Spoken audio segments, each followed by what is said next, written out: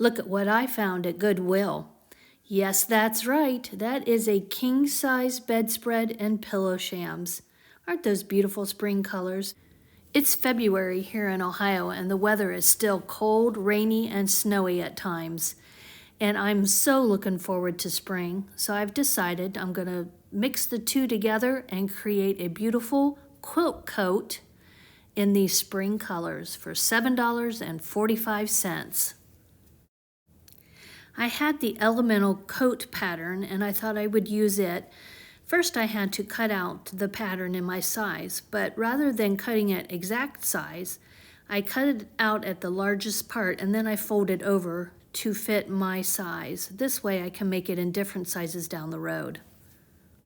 Next I placed my quilt pattern pieces on top of the quilt, deciding where to put them strategically so that the border of the quilt would be the border of my coat. I cut out 2 front pieces and a back piece, 2 sleeves, a collar, and 2 pocket pieces. Rather than binding my seams that you see on most quilt coats, I decided to serge my seams for more of a professional look. So on all of the pattern pieces that I cut out, I'm taking the serger all around the edges as shown, and it looks like this.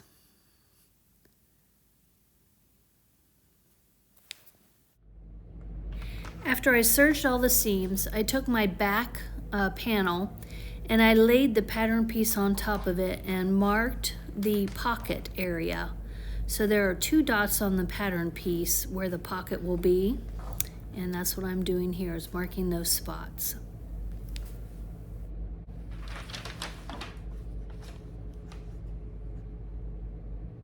Next I take the pocket pieces and I put the pattern piece on top and I mark those dots with the straight pins.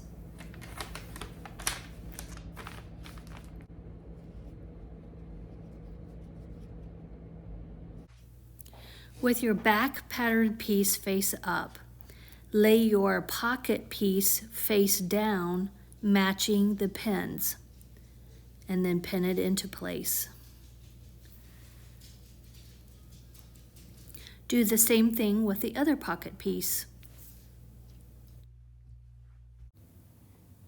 Using a 1/4 inch seam allowance, make sure you backstitch at the beginning and sew down between the pins, and then backstitch at the end.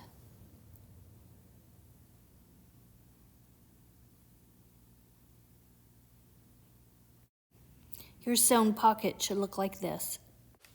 Iron your pocket seams open. After you iron your pocket open, you want to top stitch it into place close to your seamed edge there. The pattern says to sew between the pin lines like we did before, but honestly, if you sew from the top to the bottom, I don't see a difference. I contemplated this step. I did it just like the pattern said, but if you sew from the top of the pocket to the bottom of the pocket, you're going to be just fine. Just sew close to the edge for a nice top stitch, and this holds it in place.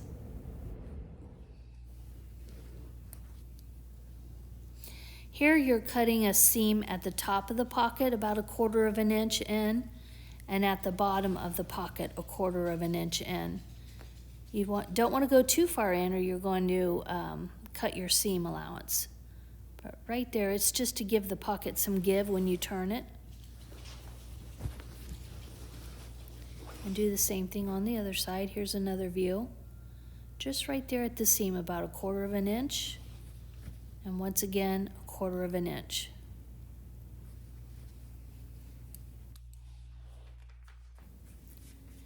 Now we want to repeat this process with our front pattern pieces.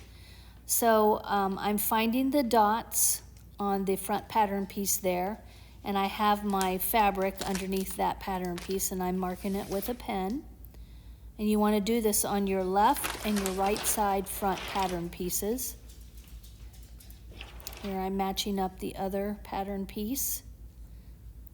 Notice I put them right sides together, and then I'm going to mark that top layer with the pen marks to align.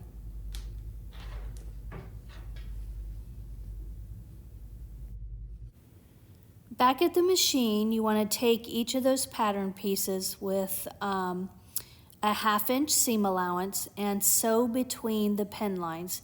Now notice this one's a 1/2 inch seam allowance, not a 1/4. Next, cut a 1/2 inch slit right before the pen and after the pen. In other words, before the pocket and after the pocket, just as shown here. You don't want to cut past your sew line, just right into the seam, about a 1/2 inch. So next you want to fold that area between your pins over and pin it into place, and then we're going to top stitch it into place with a 1/4 inch sewing line, just to hold it in place. With your back piece face up and your front pieces face down with right sides together, it's time to pin our shoulder pieces together. Back at the sewing machine with a 1/2 inch seam allowance, sew your shoulder pieces together.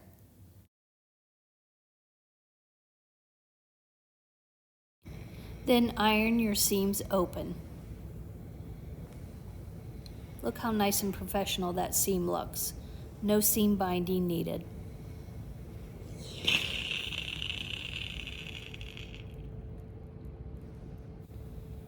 Now I'm straying somewhat from the pattern directions. I'm pinning my sleeve pieces here in the center. I match the center of my sleeve to the seam line of my front and back piece and pinned it together. The pattern directions said to leave a 1/2 inch on each side of that sleeve and not sew it. I feel it's best to sew it. So I'm starting at the top of my sleeve there, and I'm going to sew all the way down the side.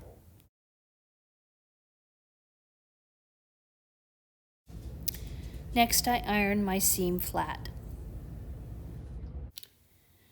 The next steps in the pattern, it calls for you to put right sides together on the sleeves and pin them in place, and then sew just your sleeve together.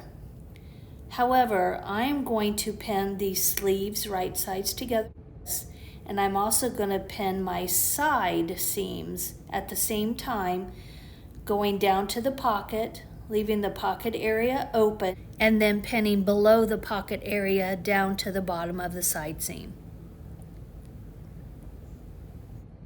Using a 1/2 inch seam allowance, start sewing at the beginning of your sleeve all the way down to the pocket area on the sides, and then skip the pocket area and then sew below the pocket area. So your whole side will be sewn together at one time, including your sleeve. Now it's time to iron those seams open. And look what a professional look you have. No binding necessary. Fold your pocket piece over to the front panel so that the right side of the pocket is facing the wrong side of your front jacket panel.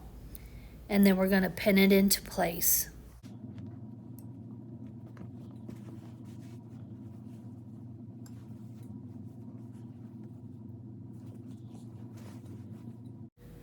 Next, sew a 1/4 inch in around your pocket area.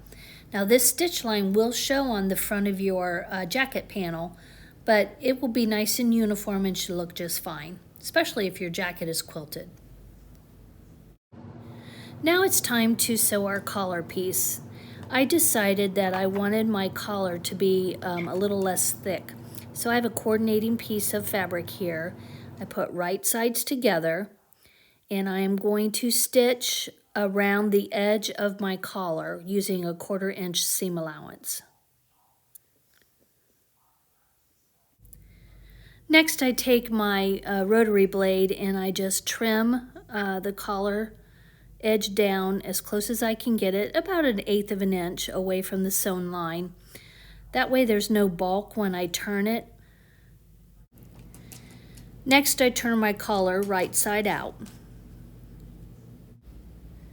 And I iron along the seamed edge, trying to get it nice and flat. Next, I do a nice top stitch along the edge there, a nice 1/4 inch seam allowance.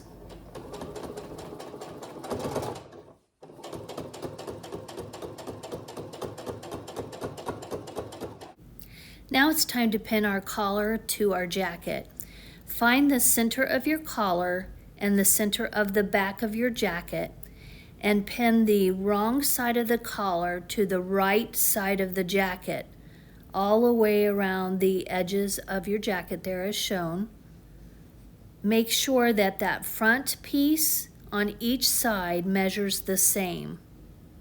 If they're not the same, you need to unpin and repin because it's very important those two sides match.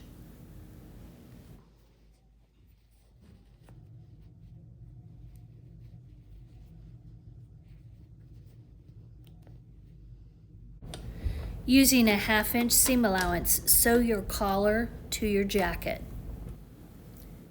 So instead of using binding to finish my edges on my coat, I'm deciding to make interfacing. So I took my pattern piece and I cut about a 5 inch pattern piece from it. See the blue there and the printed fabric? That's so I can have a right and a left side.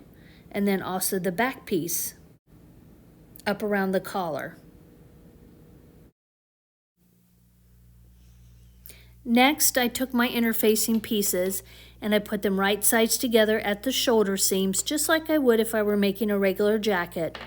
This is the interfacing of the jacket.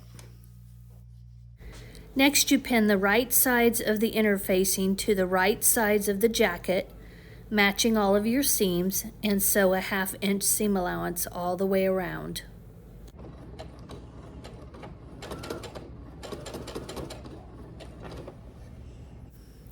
Make sure you clip your corners to get rid of the bulk. Turn your interfacing to the inside of the jacket, so now you have wrong sides together, and you top stitch it into place.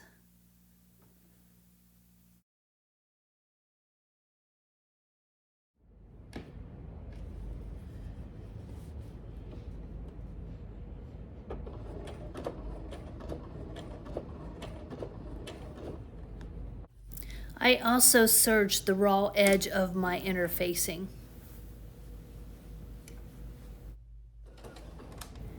The next step was to hem my jacket, so I rolled up a 1/4 inch. It already had a serged seam, so it was finished, and I just stitched it in place.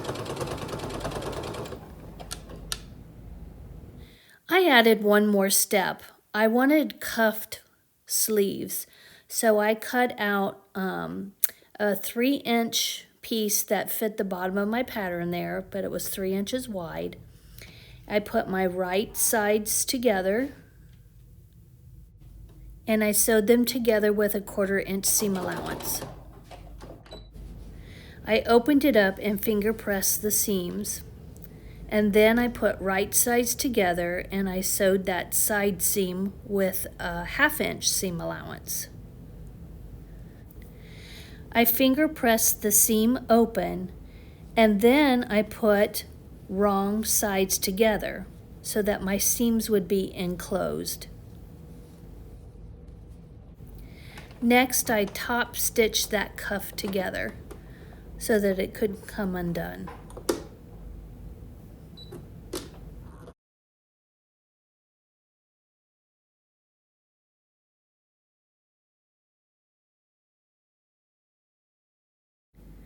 Now next, with the right side of my cuff pushed inside my sleeve to the wrong side of the sleeve, I match my seams, and I am also matching the raw edges of the cuff to the raw edge of the sleeve.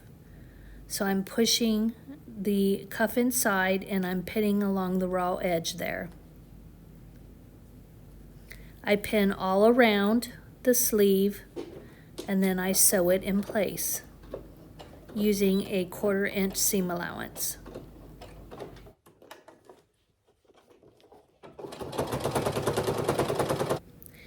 Next, I serge my raw edge of my sleeve so that it has a finished look. I then pull my cuff out and I roll it up and just massage it into place there. And voila, a beautiful cuffed sleeve. And here's the finished jacket. Please excuse the model. Not one of my favorite things to do, but I thought it would be nice to show it. I hope you enjoyed. Please like and subscribe, and I hope to see you in the next video.